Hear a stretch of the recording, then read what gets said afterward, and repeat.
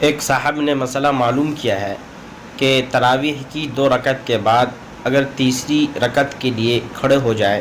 اور پھر چوتھی رکعت بھی مکمل کر لیں تو آیا یہ تراویح میں چاروں رکعتیں شمار ہوں گی یا نہیں ہوں گی؟ تو جواباً عرض ہے کہ اگر 2 رکعت کے بعد قاعدے میں بیٹھ کر تیسری رکعت کے لیے کھڑا ہوا اور پھر چوتھی رکعت بھی مکمل کی تو یہ چاروں رکعتیں تراویح میں شمار ہوں گی۔ اگر 2 رکعت کے بعد قاعدے میں نہیں بیٹھے اور پھر تیسری رکعت کے لیے کھڑے ہو گئے اور پھر چوتھی رکعت بھی مکمل کر لی تو پہلی 2 رکعتیں فاسد ہو جائیں گی اور آخر کی 2 رکعتیں درست ہوں گی۔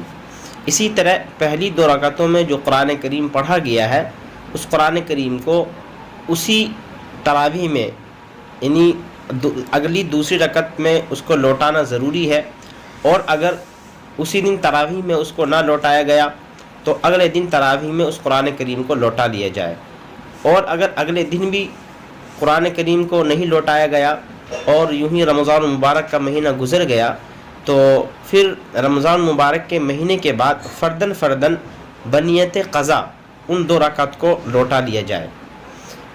تو یہ مسئلہ واضح ہو گیا کہ اگر دوسری رکعت کے قاعدے میں بیٹھ کر تیسری رکعت کے لیے کھڑا ہو جائے تو چاروں رکعتیں